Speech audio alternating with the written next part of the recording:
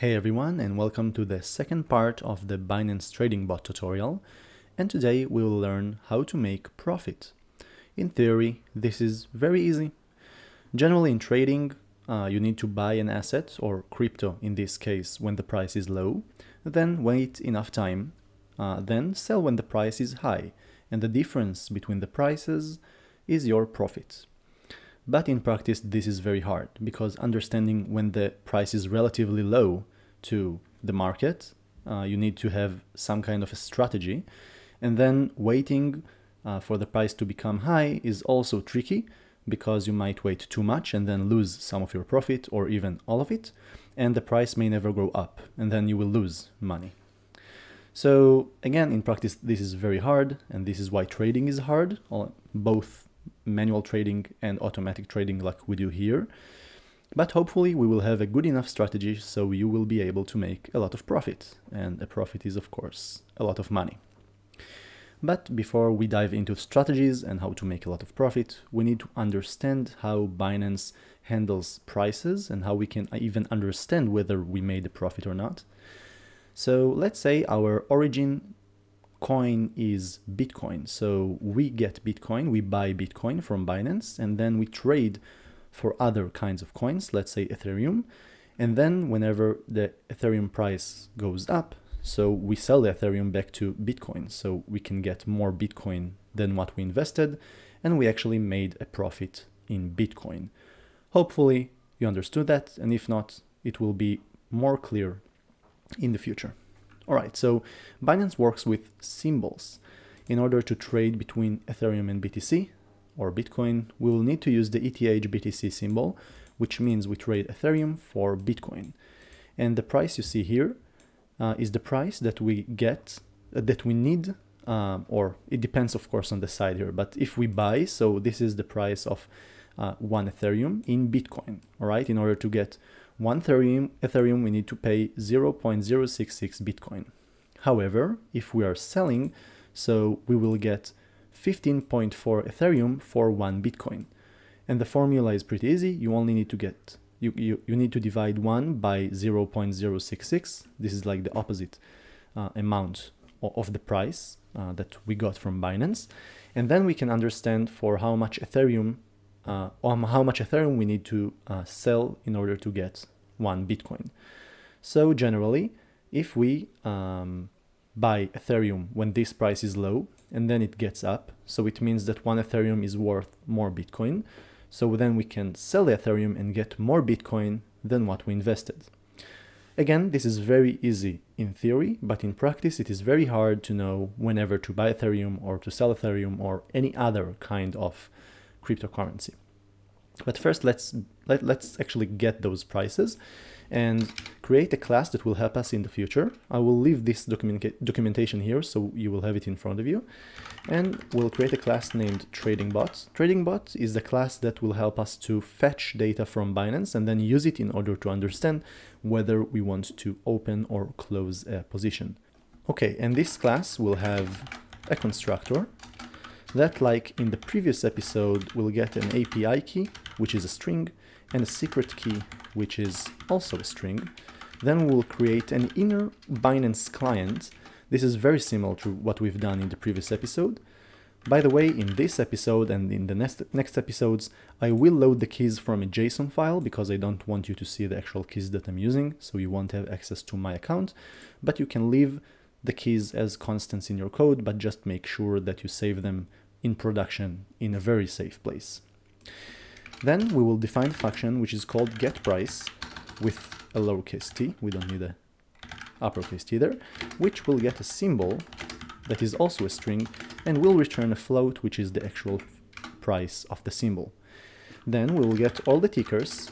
Tickers are a combination of a symbol and a price. All right, so a symbol is what we're trading, let's say Ethereum and Bitcoin, and the price is the price that I described earlier. And in order to do that, we'll have to call an API call, which is client.getAllTickers. All right, and you probably don't know what this does. In order to do that, I encourage you to go to the documentation of Python Binance, which is this documentation, and then go to market data endpoints and then get all prices, and you can see the function get all tickers, and then you can see the documentation for this function, which is get last price for all markets. And we will see in a moment how it looks. And by the way, you have all the other functions here, but this is not the only documentation you should refer. You should also look always, whenever you call an API call in Python Binance, to the official Binance documentation. So if you go to market data endpoints, and then we get to get a symbol price ticker, so we can see the actual API call that will be made by our library, and we can see the actual full documentation of it, and we can also see how the response looks, so we can then parse the response from the server in order to properly get the data that we want. Let's say that we didn't look at this documentation, so we didn't know that the price is returned as a string, so we need to convert it to a float. All right, that's very important. And we can also see the name of the keys in the dictionary that will be returned from the server, so we will properly parse the response. So after we know that, let's get back to our code, and then we can start iterating over the tickers. So for ticker in tickers, so we want to start iterating over all the tickers. If ticker, and we know that the key is symbol because we looked in the documentation, is equal to the symbol that we want to get the price for, so we want to return the ticker, or actually convert it to float, the ticker in price, because we know that the key is price and we know that it is a string and needs to be converted to a float. All right, and if we got here, it means that we didn't find this symbol in all the tickers in the market, so we can just raise, let's say, a runtime error for this example. Let's format a string, no symbol, and then let's put here the name of the symbol was found. All right, and this is very easy. Now let's get to our main function. Let's have a bot, which will be our trading bot. We'll pass the API key and the secret key, and then we will print bot.getPrice of ETH BTC.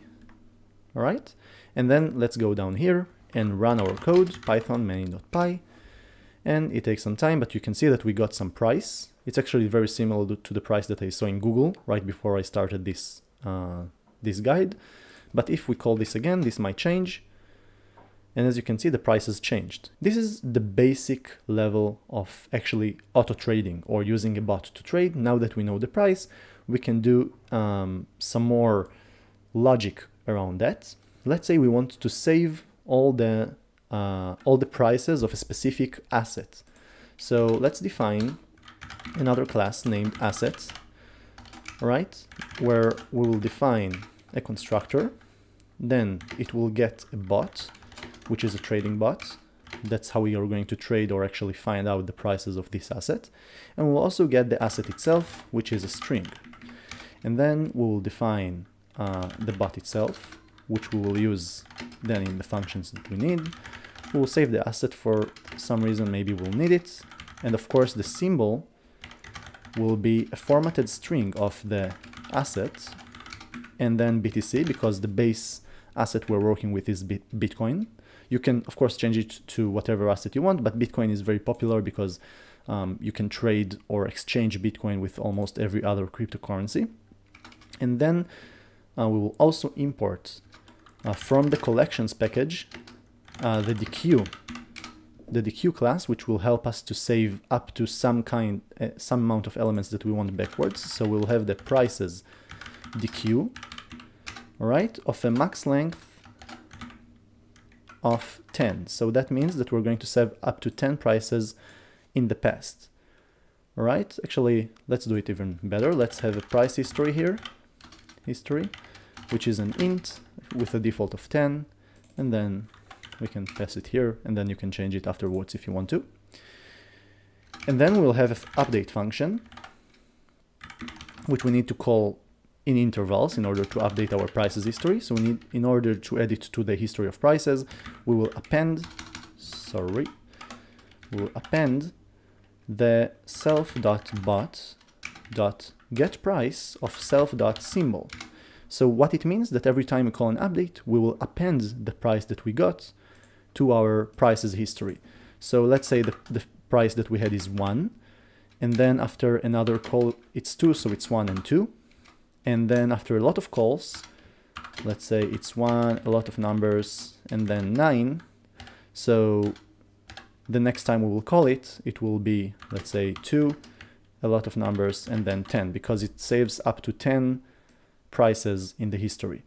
And the last price is always the newest price, and the first price is always the oldest price. So I can actually write it here. Last price is the newest, so the first price is the oldest. And of course, the difference in time between the prices depends on your intervals that you will invoke the update function, and we will see it in a moment. Okay, so after we got the update function here, so we can have the function last gain, which will return a float and will indicate what was the last gain that we have. It means the last change in value of the price, of course, between the two last prices that we have. So if the length of self.prices is less than 2, we have less than 2 prices, so the gain is always 0 because there are no prices to be evaluated. But otherwise, we want to return self.prices at -1, which is the newest price, divided by self.prices at -2, which means this is almost the newest price. All right, and then we can understand what are the differences. And in order to show that, let's have a while loop here. While true, this is running forever, and then we'll call asset. We'll create an asset above that, on top of that, sorry, an asset, which will be Ethereum. Oh, the first we need to pass the bot, so it's a bot, and then Ethereum, because this is the asset we want to create. And then we'll call asset.update. All right, this will fetch the prices for Ethereum, and then we will print the asset dot last gain, right? And we'll import another library called time in order for us to be able to sleep. And then we will perform a time.sleep 30. So we'll wait 30 seconds. It means that every price is updated here in 30 seconds. Every 30 seconds we get a new price. And then we'll wrap all of it in a try catch so we can terminate this program. We'll accept a keyboard interrupt and just print done. All right, and this will get out of the loop. So what I'm going to do right now is to run this main file, and we'll get back soon when there will be enough last gains. So see you in a moment. Each print is done every 30 seconds. The first one is 0 because we didn't have enough data. We only had one price, so this is the condition here. And the other prints are the actual gains. So the first one here, we see that the Ethereum lost a little bit of its value, because if the value here is more than 1, it means that the last price here was bigger than the price here. So we actually earned money. And if we see a value less than 1, so it means that the last price was lower than the one before it. So the Ethereum actually lost its price in two intervals that we had here. Right here we see 1, it means that it didn't change its price, and we have only one interval that the Ethereum actually gained some value. And then we could make a very simple strategy. Let's have this one right here that should tell us when to buy or when to sell. This is a very stupid strategy, but I just want to show you how it's done, and in the next episode we will discuss a more complicated strategies. But let's have a function which is called should buy, which will tell us whether we should or should not buy the crypto at the moment. So we will return, by the way, it will return a bool, which is true or false, whether self.lastGain is bigger than 1.3. Right? It means that we had an increase of over 3%. I will explain in a moment why we want to do it. And then we will define should sell, which means whether we should or should not sell the coin. So we will return self dot last gain is less than 0.97. All right, so the coin lost more than 3% of its value. All right, and then why we do it, that's a very basic strategy of trends.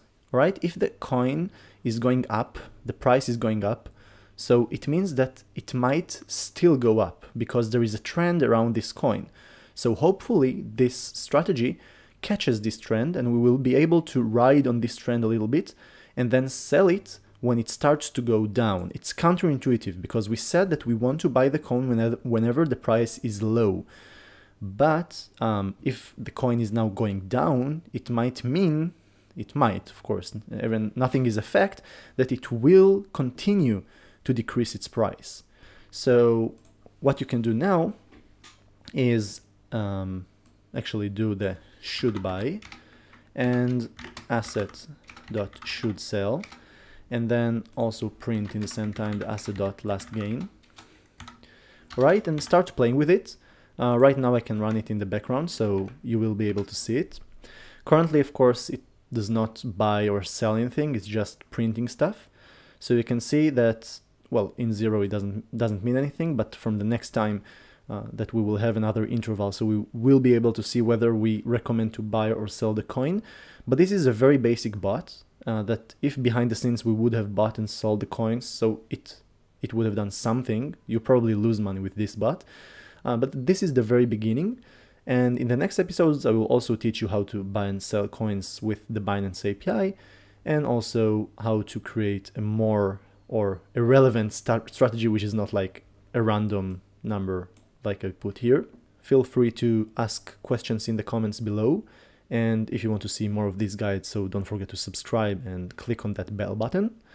And ThinkRix also have a very special Discord server which has a waitlist. You can, of course, enlist down below in the link that is provided in the description. And we will see you all in the next time. So see you later.